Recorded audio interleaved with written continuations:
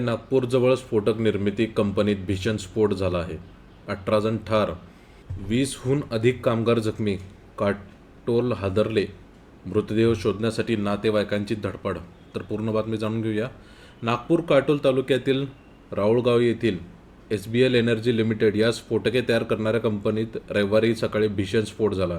यात 18 कामगारांचा जागीच मृत्यू झाला तर 20हून अधिक जण गंभीर जखमी झाले. मृतक व जखमीमध्ये बहुतांश महिलांचा समावेश आहे. आजूबाजूच्या गावांमध्येही स्फोटाचे हादरे जाणवले.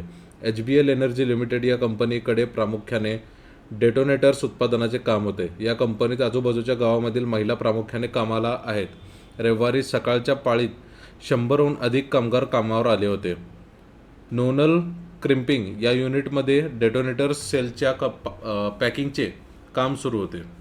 सकाळी 7:15 वाजण्याच्या सुमारास तेथे जोरदार स्फोट झाला व काही कळायच्या आतच आगीचे लोट उडाले. संबंधित युनिटमध्ये जवळपास 40 कामगार काम करत होते. त्यातील 18 कामगारांचा जागीच मृत्यू झाला.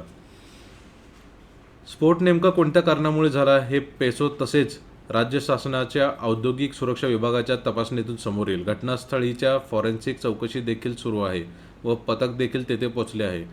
SDRF व अग्निशामक दलाच्या पथकाने तातडीने येथे मदत करायला सुरुवात केली. या स्फोटाचे नेमके कारण अस्पष्ट असून चौकशी सुरू आहे. काही मृतकांची ओळख DNA चाचणीनंतरच पटू शकेल अशी माहिती पोलीस अधीक्षक हर्ष पोद्दार यांनी दिली. मृतांच्या वारसांना केंद्र शासनाकडून 2 लाख रुपये व जखमींना 50,000ची मदत देण्यात येणार असल्याची घोषणा पंतप्रधान नरेंद्र मोदी यांनी केली.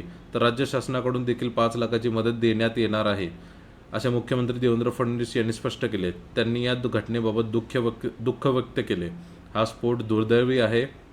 मृतांच्या कुटुंबियाप्रती मी संवेदना व्यक्त करतो असे पंतप्रधान नरेंद्र मोदी यांनी ट्विटच्या माध्यमातून सांगितले.